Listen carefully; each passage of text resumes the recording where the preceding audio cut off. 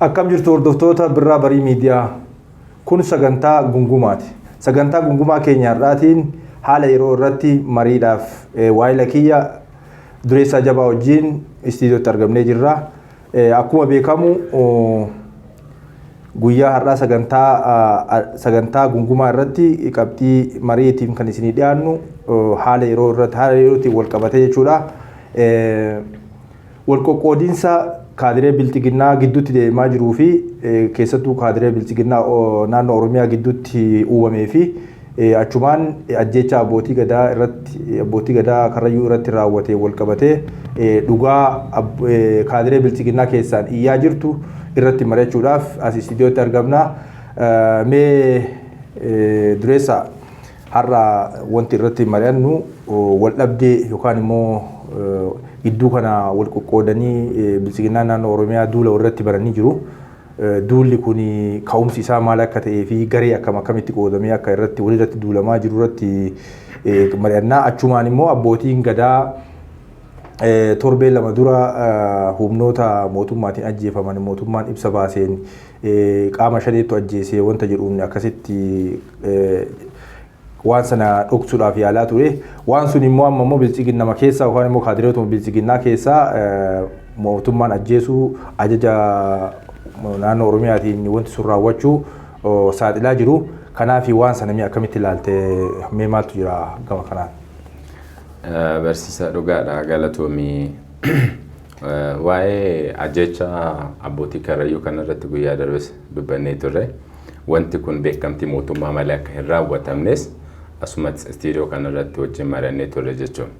Amma maalidha warroota kana kan walitti buusee warra badhaadhinaa jennee waamnu kana jechuudha. Faayidaadha. Gama tokkoon wanti biraa hin jiru. Quuqama uummataa, quuqama sabaa osoo hin taane warri faayidaa isaanii irratti walitti bu'an. Kiyyattu caalaa kiyyattu dhagahama waan jedhu wayi. Mootummaan naannoo Oromiyaa obbo Shimallis Abdiisaadhaan warri butamee biyyattii san keessatti ajaja dabarsu. Poolisiin komishineeraa obbo Araarsaa Mardaasaa labsii kana warra abbootii gadaa kanarratti ajjecha isaanii kanarratti guutumaan guututti harka qabaachuun isaa shakkii malee dubbachuu waan dandeenyu jechuudha. Dhugaan dhiigaa dhugaan sabaa nama maraachiti. Kun amma Oromoon akkuma argitu cadhisaniituma ofirraallee bahanii dubbanne ofirraallee dhoggine namni waa irraa jedhullee hin jiru namni waa irraa dubbatullee hin jiru. Ammoo guyyaa isaa dhugaan walitti buuftee dhugaan kun bahe. Fakkeenyaaf fudhadhumee Dr. Angaasaa dhugaa nama paarlaamaa keessatti gahee kennaniif tokko keessa biyya Ameerikaa irraa galee nama tokko Oromoodhaaf yeroo tokkotti achi taa'ee biyya Ameerikaa san keessatti yeroo warri yaadi jirtu jechuudha. Nama iyyaa ture tokkodha. Adda ammoo gad dhufee innis mootummaa kanaan butamee afaan mootummaa kanaa ta'ee mootummaa kana yeroo tajaajilus argaa turre. Adda dheengadda ka'ee waan kana ammoo saaxiluu danda'ee jira. Dhugaa ammoo wanta dheengadda iyyaa tureef waan kanaaf miti. Ajjecha uummata kiyyaa kana hin jaalanne du'a uummata abbootii Karrayyuu kana ani irraa dubbachuu qaba. Dhugaani nama maraachiti. Kaleessa namtichaan kunis bari waa'ee uummata Oromoo kana hedduu irraa dubbatee hedduu jedhee jira. Irraa gaddeebi'ee ammoo seera butamee hojii butamee uummatuma Oromoo kanarratti olola bahee mootummaa kana gargaaruu qabna mootummaa kana ladda dhaabbachuu qabna yeroo inni jedhullee arginee turre.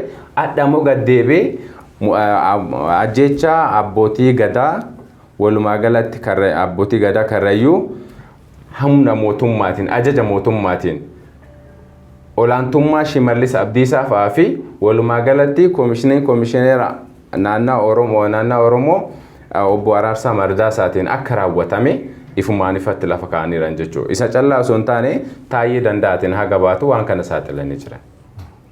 Tole mee amma asirratti dhugaa wanti kun amma ka'umsi isaa jechuudha. Wanti kun amma dhugaadha amma dhugaan Oromoo iyyitee ufumaan isiitiin dubbachuu jirti.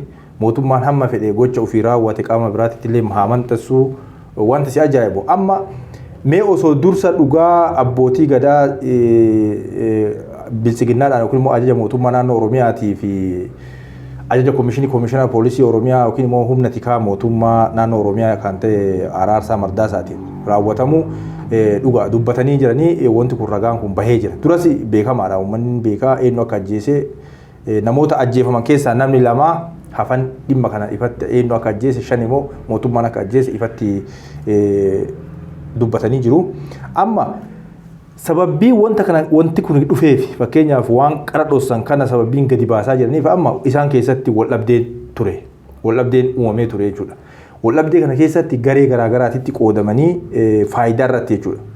Amma dhimma uummataatiif yookaan immoo uummataaf qoqqoodanii osoo hin taane faayidaa dhuunfaa isaanii irratti dhimma daldalaa saamicha lafaa wantoota garaagaraa irratti jechuudha aangoo irratti kanarratti wal dhabdeen guddaan ka'ee garagaree akka odeeffannoo isaanuma keessa argannetti gara garee sadiititti akka jiru. Garee kanneen keessaa garee Shimallis Abdiisaa fa'aa kan pirezidaantii mootummaa naannoo Oromiyaa fa'aan durfamuu fi akkasumas garee Alamuu Simee warri kun hunduu gahee mataa isaaniitii fi wanni isaanii qabu cheenii mataa isaanii qabu akkasumas immoo garee Taayyee Danda'aa fa'a. Amma gareen pirezidaantii Shimallis Abdiisaa kuni garee yeroo kanatti Oromiyaa keessatti olaantummaa diinagdee illee si aangoo qofa osoo hin taane olaantummaa diinagdee illee gama daldalaatiin waa hunda harka keessa naqatanii warra Oromiyaa saamaa jiranii gareen kun jechuudha. Akkasuma hunduu saamaa jira garuu harka caalattee jechuudha paaworii Oromiyaa keessatti qabataniiti kan saamaa jiru garee kana. Gareen kunniin hooggantoota humnoota tikaa warra turanii akka enu maqaa isaa hin dagadhe Baacaa Dabalee fa'aa garee isaanii keessa jira. Namoota loltuu waraana hoogganaa turanii fi akkasumas immoo keessaa kutaadhaan agartee wanti kun kutaadhaan nama ijaaratanii achi keessatti saamicha geggeessuudhaaf ammallee aangoo ofii tiifachuudhaaf gareen sun akkasitti gurmaa'ee akka jiru odeeffannoon kallattiidhaan namoota keessa beekanirraa kan nu gahe jechuudha. Inni lammaffaan garee Alamuu Simeetii fi garee Adaanech Abeebee fa'a. Gareen kunis garee akka garee Shimallis Abdiisaa kana fa'a garee saamicha irratti bobba'e garuu immoo kan abbootii qabeenyaatii fi amma gareen Shimallis fa'a abbootii qabeenyaa Oromoo tokko tokko keessaa bitanii karaa isaaniitiin daldalaa fi saamicha illee kan raawwatan jechuudha. Dallaalota mataa isaanii kan qaban abbootii qabeenyaa isaanii dallaalan baay'ee kan qabanii isa karaa isaaniitiin waan raawwachiisa hunda saamicha kan zayitii, sukkaaraa, warqii akkasumas immoo black marketii oomisha mallaqaa seera alaa kanneen hunda isaa warri to'achaa jiru garee Shimallis Abdiisaa kana. Amma gareen Adaanech Abeebee fa'aaf gareen Alamuu Simee fa'aa warra abbootii qabeenyaa nafxanyaa wajjin hidhata qaban. Isaan wajji hidhata tolfatanii isaanis haga danda'aniin Oromiyaa keessa qabeenya lafaa kondominiyeemii akkasumas immoo gamoowwan wayyaanii irraa badde kanneen hunda warra saamaa fi saamisaa jiru jechuudha. Gareen kun jechuudha. Hundiniyyuu faayidaa fi wal fixu jirti jechuudha. Waan si ajaa'ibu. Gareen Taayyee Danda'aa fa'aa garee maal jedhanii uumayyuu itti qoosu maal jedhanii garee durgoodhaan jiraatu jedhanii. Isaan xiqqoo warra kanneen mallaqa akka isaan saamaa jiran kanatti akka fedha isaaniitti aangoollee saamicha mallaqaallee inaan jineef jechuudha. Garuu immoo waa hiixatanii waa inuma fudhatanii garuu immoo hamma yaadan san biran ga'een hinaaffaa qabu jechuudha garee kanneen irraa. Kanarraa kan ka'e gareen kunniin amma faayidaa kanarratti waa wal dhabaniif keessoo isaaniitti aangoo irratti waa wal dhabaniif dhugaa Oromoo kan qara dhossanillee isaanummaan mataan isaaniitu jechuudha. Kaleessa dubbachuu turan. Yeroo yakki kun raawwatamu yeroo komishiniin poolisii Oromiyaa gadi bahee ibsa kennu yeroo mootummaan naannoo Oromiyaa gadi bahee ibsa kennu qaama biraattu ajjeese qaama shaniitu ajjeese gaafa inni ibsa kennu baanii mormuu turan baanii dubbachuu turan gaafa san hin dubbanne maaliif hin dubbanne hadha immoo gaafa faayidaan isaanii tuqamtuu fi gaafa bakka barbaadan san dhabanii walirratti gadi yaa'uu jalqaban jechuudha. Amma achuma irratti wanti ammallee kan biraa dabalataa jechuudha. Gareen kun gareen Shimallis Abdiisaatii fi gareen isa jala jiru amma Taakkalaa Uumaa fa'aa hatta warri akka Faayisaa Leellisaa fa'allee kunillee warra biroo karoota warra gidduu deemaniiti agartee faayidaa irraa qooddatan jechuudha. Gareen kuni diqqoo garee Oromiyaa to'achuu fi aangoollee ittifachuudhaaf agartee keessattuu kutaadhaan wal ijaaran. Amma teessoo ittifachuu fi saamicha geggeessaa jiran kana qofa jechuudha. Waa'ee Oromummaa, waa'ee tokkummaa Oromoo irraa dantaan qabanii, waa'ee dhumaatii uummata Oromoo irraa dantaan qabanii teessoo isaaniitii fi qabeenya saamaa jiran kanatti tiffachuudhaaf warra koontirool warra wal ijaaree jechuudha. Gareen amma akkuma si kaase gareen amma Adaanech Abeebeetiif gareen Alamuu Simeefallee rakkoo tokko qaba. Rakkoon isaan qaban kan naannoo Oromiyaa pireezidaantii Shimallis Abdiisaa fa'aa hojii rakkoon isaan qaban warri kun naannoo Oromiyaa keessatti yoo aangoo qabatan sirna nafxanyaa kana warra lafa qabsiisuu barbaadan sirrimatti ifumatti jechuudha. Fakkeenyaaf sabni biraa kan naannoo Oromiyaa keessa jiru caffee keessa akka seenu teessoo akka argatu warra fedhii akkasii qaban warra qabeenya Oromiyaa kana immoo abbootii qabeenyaa nafxanyaa wajjin ta'anii warra saamsisuu barbaadan warra ammallee saamsaa jiran saamsisuu barbaadu qofa ta'uu warra saamaa turan warra ammallee saamsaa jiran jechuudha. Garee warra taayee kun fa'aa akkuma siin jedhe garee taayeen fa'aa hidhaarra turee hidhaa bahee sirna wayyaanee san keessa Angaasaan fa'allee Kanaadaa fa'arraa waamanii galchanii maalii fi dubbii kana nama arrabsuu maalii waan danda'uu fi namarratti hayyoota Oromoo irratti bobbaasanii ittiin hamilee dha'uudhaaf nama akka wanti nuti itti galfatan maalii fi beekumsa qabaa yookaan immoo biyya tajaajiluuf aangoo qabatee biyya tajaajiluuf otoo hin taane dubbii fi amala nama arrabsuu amala nama xiqqeessuu waan qabuuf isatti fayyadamanii namoota dha'uu barbaadan dha'uudhaaf biyyatti galchan jechuudha. Amma namoonni kunniin waan argachuu qaban waan hin arganneef amma maal ta'ani amma odeeffannoon jiru gareen taayee danda'a kunii fi gareen Alamuu Simeefaa walitti deebanii ajajni isaatti kennama masaraa irraatti kennama. Eenyuun dha'uudhaaf Shimallis Abdiisaa fa'aa garee isaa kana dha'uudhaaf jechuudha. Shimallis Abdiisaa fa'aa akka Shimallis Abdiisaa amma kaleessa karaa abbaa qabeenyaa tokko eenyu jedhan maqaa isaa eenyu guddataa jedhan tokkoon ergaa darbe tokko jira. Qe'ee keenya irratti nama aangoo nurraa fuudhu laallaa wanta jedhu. Wanti sun kallattiidhaan garee Shimallis kana keessaa dubbatame jechuudha. Amma qe'ee keenya irratti wanti jedhu inumaayyuu aangoo gara qe'eetti as deeffatanii jechuudha. Wantoota akkana kana wal dhabdeen faayidaa irratti wal fixaa jiran kun deebisee dhugaa Oromoo kana immoo isaan immoo amma warra kana dha'uudhaaf dirqama maal gochuu qaban masaraa irraa taayee danda'a fa'aatti karaa Addisuu Araggaatiin birookariin warri gidduu deemee masaraa fi mootummaa naannoo Oromiyaa gidduu daldalu warra kana Addisuu Araggaa fa'aa jechuudha. Karaa isaaniitiin karaa taayee danda'a fa'aan wanti kun akka saaxilamu taasifamee isaan irratti duulanii warra kana aangoorraa dhaanii warra akka Adaanech Abeebee fa'aa warra akka Alamuu Simee fa'aa gara aangootti fiduudhaaf wanti taasifamaa jiru jechuudha gabaabatti. Atillee wanti itti dabaltoo jiraate. Yaada bareeda yaada badhaa kaaftee amma waan kana akkamitti laallaa wanti kun quuqama uummataatiif moo walumaa galatti qabiyyee san irratti waan barbaadan guuttachuu dhabuudha. Exactly. Sigalee waan barbaadan tokko malee quuqama uummataati wanti as keessatti ta'amee walitti bu'iinsi uumame takkaayyuu jiru. Kuni Opiidoo Dullattiidha. Opiidoo Dullatti wal ijaaree gad deebi'ee badhaadhina yookiin biltsiginnaa jedhan uumee karaa kanaan dhiyaattee jirti. Warroonni kunniin warroota waggaa 27 haa hidhamuu baatanii wanti kaleessa dabare sun keessan seennu. Ammoo waggaa 27 warra leenjii fudhatee lafa uummata Oromoo kana uummata Oromoo nabseewwan qaqqaalii dabarsaa kennaa ture. Uummata hedduu ajjeesaa ka turan lafa saamicha durumarraa addaa miti. Baruma yaadig jirtullee warra saamicha warra wajjin geeggessaa turedha. As deebinee warra kaleessa mootummaa kaleessa dabaree fudhanne wanti Finfinnee keessatti adda jiru hundi warra bara mootummaan Tigraay waan mootummaan Tigraay ijaaree deeme karaa baaburaa fudhadhu Abbaayin adda irratti tirrii dhiitan kana namni eegalee Mallas Zeenaawiidha. Kanaafuu Tigree mishattoon nagar እናጥፋ jedhanii jiru warri Amaaraa biltsiginnaan Amaaraa Tigree ማይሸት ነገር አዲስ አበባ ላይ ያለው ነገር ምን አለ? Abbaayin fudhadhu Tigree ይሸታል. Asdeebiti masqala addaabaa irraa fudhadhuuti asdeebi karaa baaburaa kana fudhadhu Tigree ይሸታል. Kondominiin adda gurguraadhaan characharaaran kuni war Tigree dhabar kadhaabee deema. So Tigree maashatte wanti Tigree hin urgoofne biyyatti san keessaan jiru. Sigalee wanti isaan lafa dhaabanii hin deemne karaa tokkoon hin jiru. Siyaasas kadhaabee deeme warra lafas manas kadhaabee deeme warra karas kabanii deeme warra ka Abbaayin dhaabesi warra. Siyaasa irraa haga dhumaatitti waan ammaan tana uummanni kun irratti wal fixaa jiru kana hunda wanti dhaabee deeme warra. Warri kun kadeemiin ammoo lafee dargaggoota uummata Oromootiin itti caccabanii itti dhiiganii itti du'aniiti. Guyyaa tokko nama 700 wayii irracharratti dhabneeti. warra dhiiga ummata kanaatiin dhufitu adda fedhii dhuunfaa isaa irratti wadhabee saaxila wal baasaa jira. Kanaafuu maal akkuma isin jedhe dheengaddas jedhee jira Oromoon nama dhiitu malee nama dhiichisiisuuf hin qabdu. Ummata isaan hadaraa nu itti kennanii nu eeganii ummanni kun nu tajaajilaa jedhee hadaraa itti kennitu isaan gurgurataa jira. Dachee isaanii gurguratanii isaan dudda duubaan gara galanii ajjeechaaf akka saaxilaman ajajatti baasan.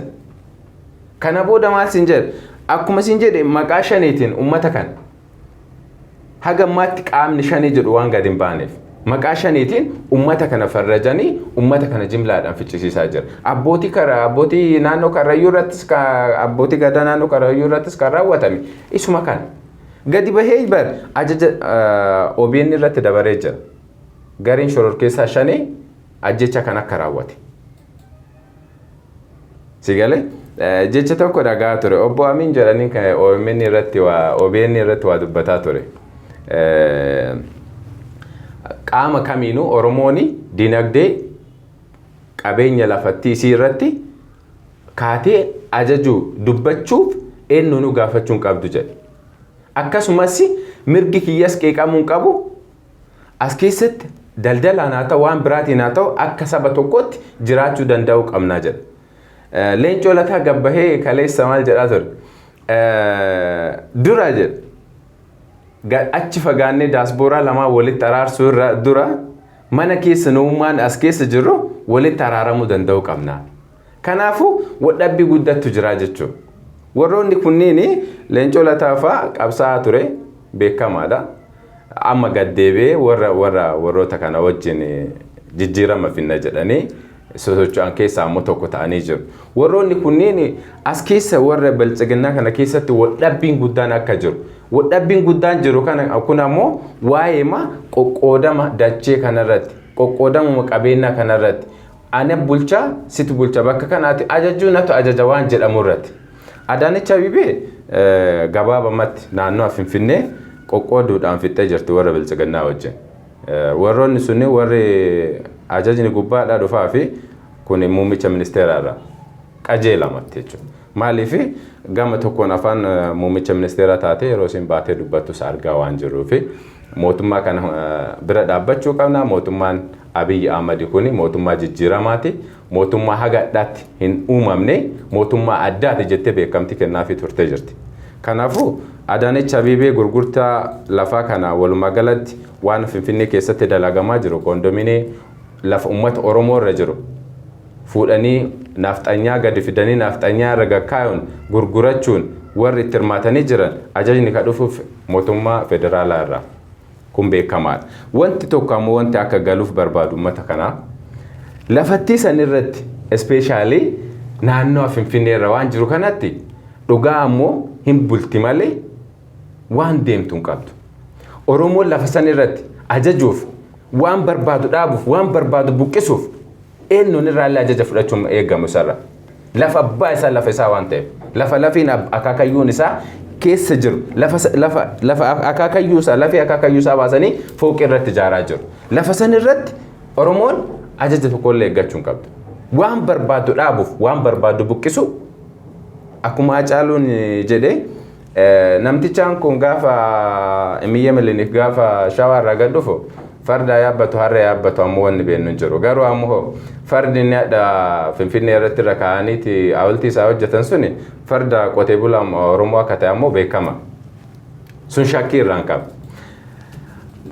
Dhakaan sun achi keessaa buqqa'uu qaba namni tokkoffaan ana dhakaan sun buqqa'uu qaba jedhee ka yaadu. Lafa isaa keessa galee dhaabbachuu ni danda'a. Oromoo waan achiisa buqqisii waan barbaadu goota isaa ka barbaadu bakka sanitti dhaabbachuun dirqama isaati. Kanaaf mootummaa federaalaa eeyyamas gaafachuu san barbaachisu. Yeroo kanatti warroonni qaama mootummaa ta'an akka Taayyee Danda'aa fa'aa yeroo hedduu faallaadha Taayyeen Danda'aa yoo ilaaltee jiraatte ibsa mootummaan baasullee garagalchee waa wayiitti dabalee baasa. Isa duraatii miti Taayyee Danda'aa mormii akkanaallee wanna jechuun. Achi keessatti sagalee dhabuu isaa immoo walgahii caffee irratti adeeme tokko irratti waan isa mudate arguu ni dandeetta. Dhageetti akka hin qabne garuu warra wajjin hagamgaa amma achirratti geejji dhageetti dhabuu miti amma achirratti gaafsan irraa mul'ate wanti kun amma gareen kuni amma gareen gaafsanii gareen suni akka garee garagaraa ta'e amma caffeen qaama tokko walitti gadi dhufee muudama raawwachuu jira miti. Amma intaloon suni tani afayaayii godhanii muudaniiti irratti taayyeen gaafii kaase suni godina irraa dhufte. Godina irraa dhufteeti muudama naannoo argatte. Amma yeroo akkasitti gaddiqqeessitee taayyee akka wanni gaafii isaa sana gaddiqqeessitee yeroodhaaf irra dabarree jirra jettee tuffiidhaan dubbattu suni maaliif akkasitti tuffatti garee jajjaba duuba jira warri hattoonni duraanii jechuudha akka Shimallis Abdiisaa fa'a akka Fiqaaduu Tasammaa fa'a warra garee sanii warra amma aangoo harka paaworii guddaa harka waan harka qabduu fi taayyee fa'a akkuma bakka agartee qaama garaagaraa irra bobbaasuu qofa duula agartee akkuma saree haa didduutu afoo ta'anii kolfaa turanii sabab gaafsan irraa mul'ate wanti garaagarummaan isaanii jechuudha kanaaf itti fufate. Yaa kanaaf sin jecha taayyee danda'a si'a duraatii miti walqooduun isaanii achi keessattuu waliigaltee dhabuun isaanii ammoo yaa'ii caffee san irratti ifumaan ifatti uummataaf calaqqisee jira. Yeroo Shimallis Abdiisaa fa'aa Fiqaaduun fa'aa afoo irra ta'anii itti kolfanis waan viidiyoon daawwataa turreefi. Kanaafuu waliigaltee dhabuun isaanii adda waan hin taaneef wanti qabiyyee san irratti gurgurtaa bittaa haga simmiintoon baatu maqaa warra Shimallis fa'aan karaa daldalaatiin haga black marketii yookiin gabaa gurraacha gurgurtaa doolaaraa jimaa waan kanneen hunda dabalate akka warri gareen Shimallis fa'aa kontiroolii godhanii jiratti. Wanti ifaa jiru ifatti wanta waan akkasitti jira. Gareen kun waa'ee uummata biyyattii san keessatti lafa Oromiyaa keessatti qoodamaan guuratanii jiru. Akkuma isin jedhe Adaanech Abeebee waa'ee dhimma lafaa irratti namni itti seenee waa dubbatu hin jiru. Warroota jidduu jiran borookaan jiru. Kanneen keessaa ammoo garee amma warra Shimallis Abdiisaa fa'a kana keessa Faayisaa Leellisaa, Saaliyaa akkasumallee Caalaa Bultum warra artistoota keessaa warroonni kunniin achi keessa ramadamu. Warroota qaama mootummaa federaalaatii fi qaama mootummaa Oromiyaa jidduu fiigan waan ta'aniif. Warroonni kun qaama kana lamaan jidduutti warra ramadamanidha. Kanuma irratti walumaa galatti ajjeechaa naannawa Oromiyaa irratti raawwataa jiru. Keessattuu maqaa shaneetiin warra sakatteessaa jiran kanatti akkuma isin jedhe koomishiniin koomishineeraa Araarsa Mardaasaatii fi warra Shimallis Abdiisaatiin garee kana lamaaniin labsiin bahamaa labsii ajjeechaa uummata Oromoo irratti raawwatamaa jiru kiliinidha. Uumaa shakkii irraa hin qabnu. Amma kanaafuu maaliidha wanni warra kana garee kana adda baasee walitti buuse. Aangoo qoqqoodamuudha. Qabiyyee san irratti gahee wal dhoogguudha. Humna kiyyattu caala waan jedhu waan jiruufi humni Shimallis harka 70 irraa ol fudhatee qaama mootummaanis federaalaatiinis waan gargaaramuufi warroota kana of jalatti gad deebisuufi afaan isaanii qabu yaalii warra godhaa jirudha. Akkuma isin jedhe yaa'ii caffee irrattis waan argineefi wanti kuni laayifii waan isaan jidduu jiru waan ta'eef.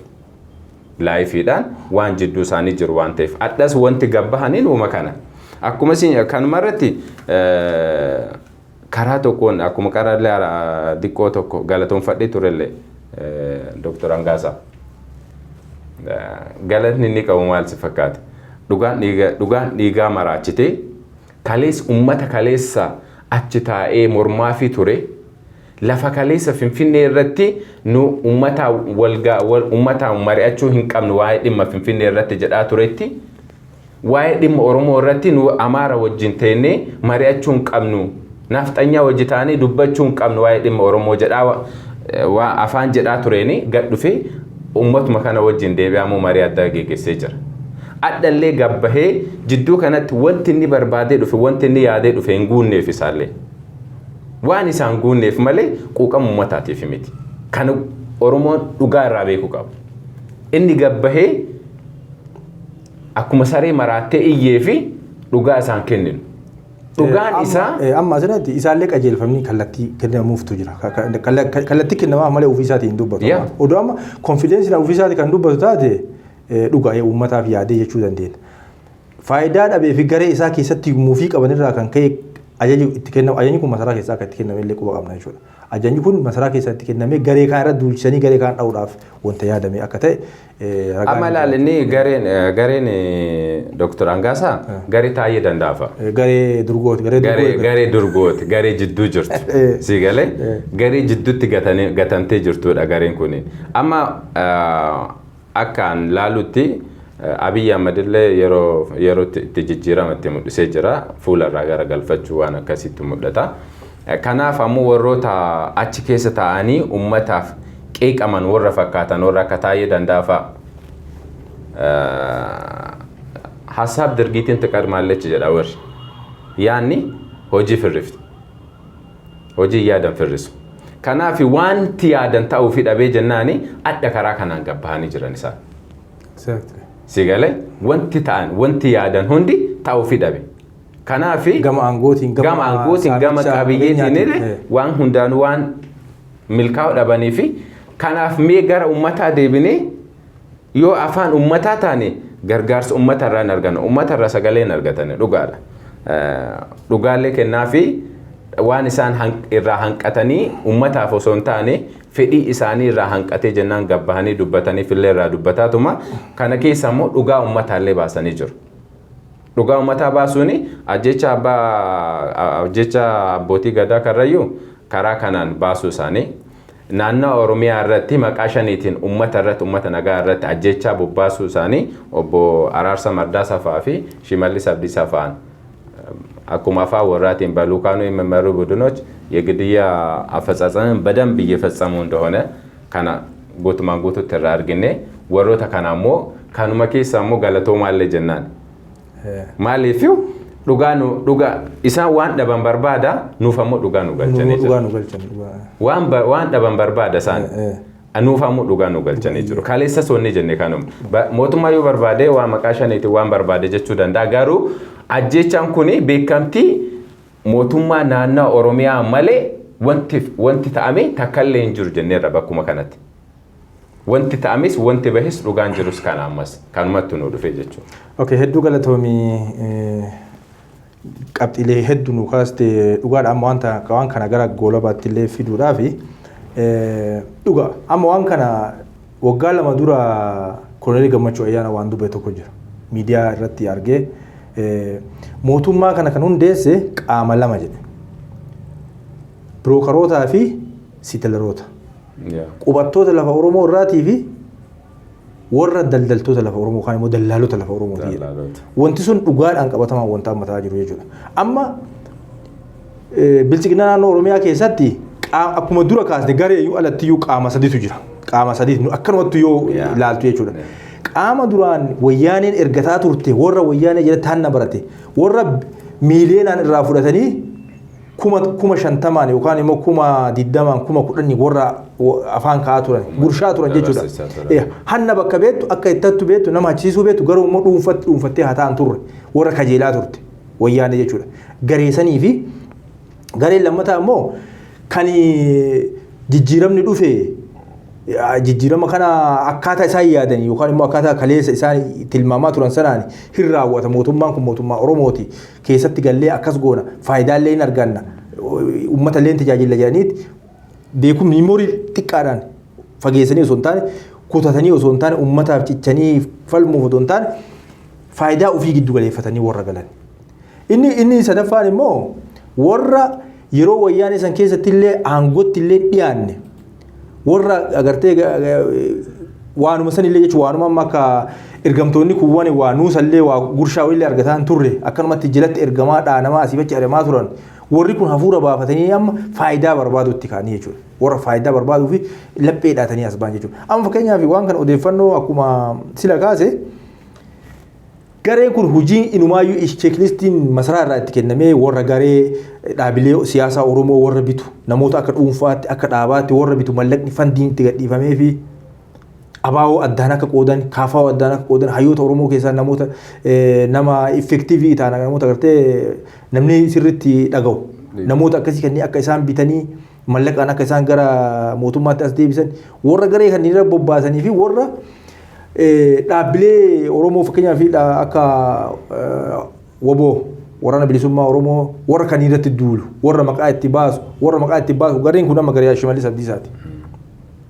Warra abaa'oo maqaa itti baasee maqaa abaa'ootiin immoo uummata warra isaan hin deeggarre warra diqqoo isaan dura dhaabbate saamicha irratti haa ta'u wanta isaan godhan irratti diqqoo nama isaan mormuu barbaade hatta caasaa isaanii keessaa ta'u nama isaan dura dhaabbatee fi nama isaan mormuu barbaade maqaa kana itti kennanii warra dhabamsiisu jechuudha. Gabaabumatti ajjechaan Oromiyaa keessatti raawwataa ture. Artist Haacaaluu Hundeessaa dabalatee qabsaa'ota Oromoo baay'ee kan mana hidhaatii baasanii badheetti ajjeesan kan badheetti jumlaadhaan guyyaarra shanaa oolan maqaa abaa'oo shaneetiin Wallagga lixaatti waggaa 2 olii fi intarneetii balleessanii dugugaa turan as Gujii keessatti dugugaa turan Harargee kutaalee Oromiyaa hunda keessatti Walloon Shawaa keessatti raawwachaa turan hunda isaa ajaja pirezidaantii mootummaa naannoo Oromiyaa ajaja koomishinii poolisii Oromiyaatiin ala raawwataa kan turree fi kallattiidhaan ajajni sun masaraa irraa akka itti kennamaa ture kunoo dhugaa isaanuu keessa hiitee baatee jechuudha. Ajjecha Karrayyuu qofa hin jenne deeggardaa amma taayyeen ajjecha abbootii abbaa gadaa Karrayyuu fi jila isaanii qofa hin jenne ajjecha haga ammaatitti Oromiyaa keessatti raawwatamaa jiruu fi raawwatamaa jiru hunda isaa beekamtii namoota kanaatiin raawwataa akka ture ifatti saaxilee jechuudha. Kana qofaa miti wanti jiru mootummaan garee kana garee garaagaraatitti qoodee yeroo uummata irratti bobbaasu achi keessatti isaan faayidaa siyaasaa tapha siyaasaa gartee dhiiga namaatiin taphatan aangoo ofii tiffachuudhaaf saamicha saamaa jiran sana immoo akka jilaan gufanne kanaaf dirqama maal godhuu jaban dhiiga namaatiin taphachuu qaban jechuudha. Amma fakkeenyaaf qabeenya irratti yoo fudhatte abbaa qabeenyaa Oromoo nama mootummaa caalaa uummata Oromoo tajaajilu Dinquu Dayyaas qabeenyaan naftanyaa caalchisuuf ofii isaanii immoo biizinasii keessa seenanii isa immoo taphaa ala baasuudhaaf gareen shira irratti ta'e ifatti ergama Shimallis Abdiisaatiin yeroo sanillee kaafamaa ture jechuudha. Akka inni dhaabbileen isaa baay'een akka cufamanii akka inni biizinasii keessaa bahuu fi akka inni duubatti hafu warri godhe garee kana jechuudha. Ergama eenyuutiin ergama naftanyaatiin jechuudha. Ergama naftanyaa fudhatanii Oromoo dinagdeedhaan dadhabsiisuudhaaf laaffisuudhaaf wanta hojjetaa turan waan ta'eef kanaaf walumaa galatti as cuunfinee yoo ilaallu gareen qoodame kun hundinuyyuu faayidaa ufiitiif faayidaa aangoo faayidaa saamicha lafaa qabeenyaa daldala garaagaraa keessa seenanii daldala jimaa akkuma kaasne guutumatti karaa Wacaalee karaa Jibuutii karaa Sumaalee kan hunda isaanii kan to'ate amma garee kana simmintoo sukkaara zayitii waan tajaajila uummataatiif dhufu hunda isaa ekspoortii fi impoortii illee kan godhu garee kana waan ta'eef isaan teessoo isaaniitti fachuu amma immoo inni biraa immoo wanti ammallee Oromoo dadhabbinni ammallee bilchiginnaan qabduu fi ammallee amala kaleessa wayyaa irra dhaalte wanti isiin dhiisuu didde ammallee kutaadhaan agartee kutaadhaan olola ooftee kutaa addaan baastee kaatee gidduu kanatti faayidaa siyaasaa isaanii amma fakkeenyaaf warri tiima Shimallis Abdiisaa wanti amma gurguryaa jiranii wanti olola kana Shimallis yookaan immoo garee kanarratti oofaa jiranii fi Shimallisiin aangoo irraa kaasuu fi qeekee irratti mee nama aangoo irraa nu kaasu laalla wantoota akkasii dubbachuun maal jechuudha giddu galeessummaan isaanii aangoo fi qabeenya saamuudha malee tokkummaa Oromootiif dantaa akka isaan hin qabne wanta agarsiisu jechuudha. Kanaaf wanti isaan wal fixaa jiraniif qabeenyaa fi aangoo ta'uu uummanni keenya hubatee tokkummaa isaa eeggachuu qabaa itti qabsaa'uu qabaa jechuun barbaada dhumarratti sagantaa keenya goolabuun duratti wanti dabalamuu qabaa wanti hafe jettuu jiraate itti dabaleetii sagantaa keenya. Mootummaan kun yoo quuqama uummataa qabaate silaa waa sadii qajeelchaan ture. Dura ilmi namaa jiraachuu danda'u qaba. Lammaffaa tajaajila kamuu akka namatti argachuu danda'u qaba. Uummanni keenyadha waabii jiraachuun qabu. Tajaajilli inni mootummaan tajaajiluun yookiin akka fayyaa nyaataa waan kanaan mootummaa irraa gahee hin qabu. Gareen kun garee ofiif fedhii ofii guuttachuudhaaf leencoon baatii maal naan jedhe si fakkaate yeroo as dhufeetanii waa'ee gara geeddarsa mootummaa kanaatiif dhufee waa'ee ajjecha uummata Gujii irratti raawwatamaa jiruuf Wallagga irratti raawwatamaa jiru akkamitti ilaaltan isin warri qaama mootummaa kana gargaaraa jettanii mootummaa kana ladda dhaabbachuu dhuftan mootummaan kun mootummaa Oromooti gaafa jettani uummanni du'aa jirus Oromoodha waan ta'eef kana irratti mi'ata maal naan jetta jennaani አንድ ነገር ልንገርህ አንጀ ጠፋን አማራትን ምንም ላታመጡ ባትለፉ ይሻላችኋል ባይሆን ተቀላቀሉና ተጠቀሙ። የምታገኙትን ነገር ጥቅምን ተጠቀሙ። ምክንያቱም በፖለቲካም ሆነ በሌላ ኃይል የተደራጀ ኃይል ነው። ማንም ሊጥለው አይችልም። So namtichaan kun warroota tokko amma jidduu keessatti taphatan keessa warra guruppii nama 19 keessa warra Adaanech Abeebee wajjin taphatanidha yeroo kanatti. So የሚገባችሁን ጥቅም ተጠቀሙ። ከናፉ ደንታ ኡመታራ የሚያስቀድሙት ከራሳቸው ጥቅም በላይ የህዝብ ችግር ላይገባቸው ይችላል። hingaluuf kanafu wanti isaan deemanii fi dantaa ofii eeggachiisu waan fedhii isaanii guuttachuu waan ta'eef malee wanti isaan quuqama ummataatiif leencoon baatii nama akka qabsaa ta'ee yeroo wayaas keessatti dargaggoota ficcisiisaa ture nama tokko nama ummata quuqama Oromoo qabu fakkaatee dhufe tokko ture yerootti.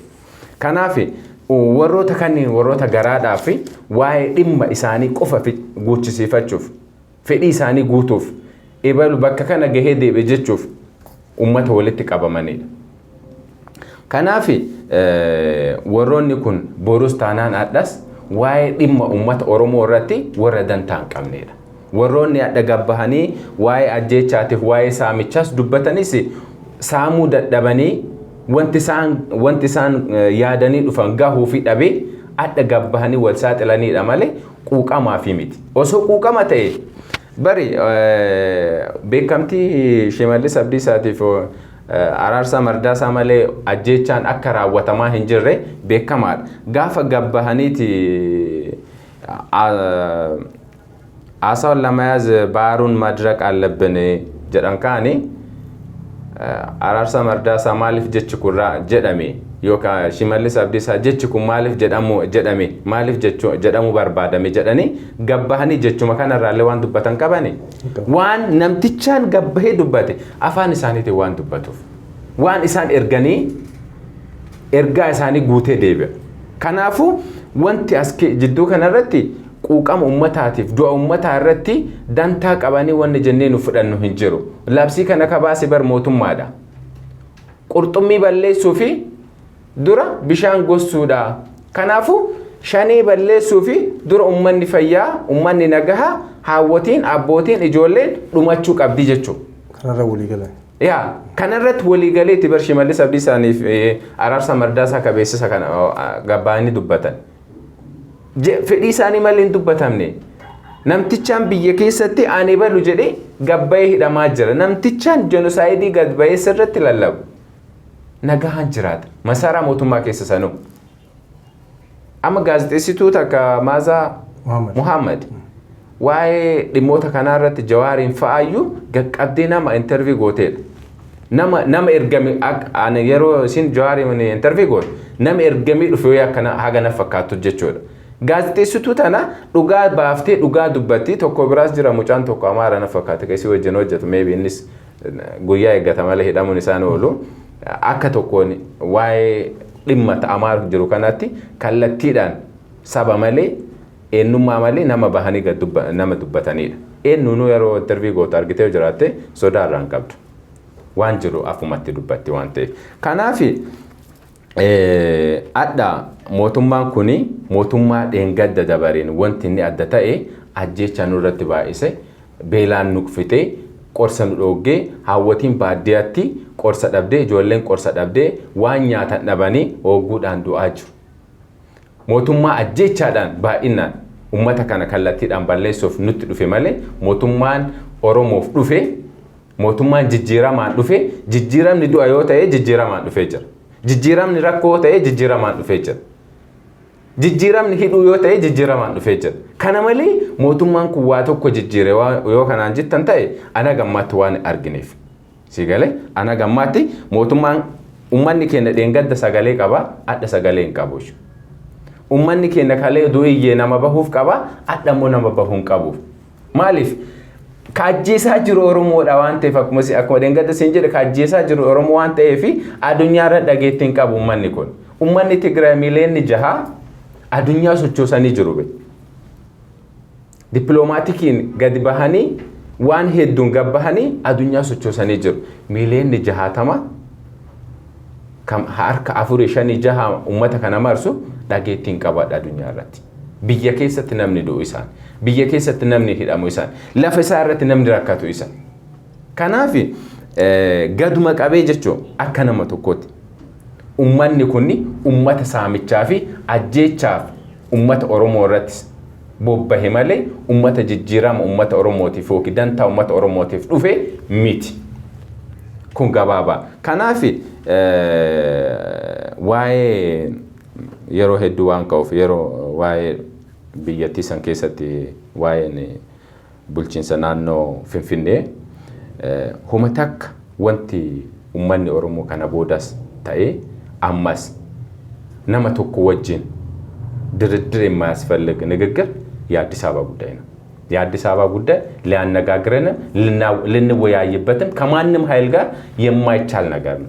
ከና ጋፋ ሚሊኒክ ገዱፌ ሸዋራ ፍንፍኔ ቀባቴ በአዲስ አበባ ዙሪያ የሰፈሩት የሱ ባሪያዎች ናቸው። ታሪክ ነው የምናገረው። የሱ ባሪያዎችን አምጥተው አሰፈራቸው። ባሪያዎቹ የመጡት ከደቡብ ክልል ነው። adda warra kanneentu afaan isaanii aadaa isaanii eenyummaa isaanii dagatee amaara ta'ee jijjiiramee jiraataa jira. Kanaaf kallattii tokkoon kallattii amantaadhaanis dhiibbaa nu godhanii jiru. Duras wanti nu balleessuu barbaadaniin afaan takka aadaa takkaa fi amantaa takkaan ture miti. Baandiraa takka jedhanii jiru. Addas wanti inni Abiy Ahmedillee wanni inni fiduu deemullee tokko kanuma. Warri waan kana jijjiire yaadi gibar. Namni waan fedhe tamanu waan fedhe dubbachuu aadaa fi afaan isaatiin akka barbaadetti biyyattii san keessa jiraachuu mirga ka kenne yaadi yeroo duraatiif. Kanaaf karaa amantii ortodoksiitiin Oromoo irratti dhiibbaa hedduutu ture. Barumsa barachuuf bara dukkanaa sanii barumsa barachuuf maqaa kan keetiif eenyummaa kan kee jijjiirte mana qeesiif seentee barataa turte barumsa qeesii. Afaan kan keetiin gabbaatee akka ittiin dubbanne afaan kan keetiin baatee akka ittiin wama waaqaa sanuu akka ittiin labsine afaan si qaban. Akka tiqeesiin taane achuus hin geessan. Biyyattii san keessa bar siyaasa callaanii miti. Qabiyyee san irratti bar daldala callaanii miti. Amantaadhaanis dhiibba sirra jira. Uummanni achi keessa jiranii hagadhaa amantaa san keessa dabarsanii karaa kamiin akka dabarsaa jiran hin beeku. Amantaa san keessa namni kiyyas dhiigni kiyyas hin jira garuu. Ammoo karaa amantaa suniiniyyuu Oromoo irratti dhiibbatu ture. Wanti irraa ol qaban hin jiru. Afaan kan keetiin akka ittiin qaddasne yoo si dhoggan afaan kan keetiin akka ati waan san hin labsine gaafa si dhoggan amantaan sun amantaa akkamiti? Ati eenyummaa kan kee dhiibdee eenyummaa kan kee ukkaamsite Oromoon bare psychology already waa wayin si garboomsanii si fidanii jiru. Barachuu fi warra taate haga barattee booda achi deebi'uu hin dandeettu. Barachuuf warra taate bar waa wayi barachuuf achi seente eega barattee booda hoo uummata kan keetiif nama kan keetiif saba kan keetiif quuqamuu qabdu. Achi keessa gabbaatee dhugaa kana dubbachuun qabdu. Warri achi keessa taa'anis waan kanatti ukkaamsanii dhugaa kana qabatanii taa'anis hin gaddaaf. Waan kana ammoo guyyaa fitti malee dhugaan bahuun ooltu. Gaafa tokko ammoo akka namaa ta'anii isaan illee achi gabbaanii afaan isaaniitiin waan kana labsachuu danda'anii. Kanaafuu walumaa galatti wanti jiru kanuma dhugaa uummata Oromootiif yookiin rakkina uummata Oromoo labsuuf osoo hin taane wanti isaan walitti buuse walumaa galatti waa'ee qoqqoodama qabiyyee kanaa fi mul'achuu siyaasaa keessatti gahee dhabuudha. Kanaaf ammoo karaa tokkoon dhugaan galchanii jiru. Kana malee uummanni Oromoo ammoo dammaqee of eeguu akka qabu tokkummaa ofii cimsuu akka qabu waliif dirmachuu akka qabu gareedhaan amantaadhaan kutaadhaan wal qooduu osoo hin taane Oromoon akka Oromootitti tokko ta'ee dhaabbachuu yeroo qabu yeroo kana. Kanaafuu akka Oromootitti tokkummaan nu barbaachisaa. Dhaabni keenya dhaaba tokko ta'ee amantaa kutaa maleedhaan wal qabannee wajjin deemuu danda'u qabnaa jedha. Hedduu galatoomii dureessaa qabxiilee hedduu nu kaaste tole amma dhumarratti gara dhumarra geennee jirra. Dhugaadha amma dhaamsi uummata keenyaa dhaabnu walitti bu'iinsi fi walitti wacii bilisiginnaa garee walitti qoqqoodanii adeemsaa jiran kun uummataaf yaadanii akka hin taane hundi keenyayyuu ifan jedhee yaada. Fakkeenyaaf amma Taayyee fi Hangaasaa yoo fudhanne quuqama uummataa qaban fakkaatanii gadi banii haasan kun warra bar kaleessa bar qeerroo aangootti isaan fide hidhaa waggaa meeqaa keessa wayyaaneen reebaa turte keessa warra qabsaa'ee baase warra afaan Oromootti hiikee bareechee jechuudha jecha mangaa jedhu afaan Oromootti hiikee bareechee qeerroo ittiin arrabsaa ture. Haga ammaatitti ittiin arrabsaa ture Taayyee Danda'aatii fi Hangaasaa Ibrahim.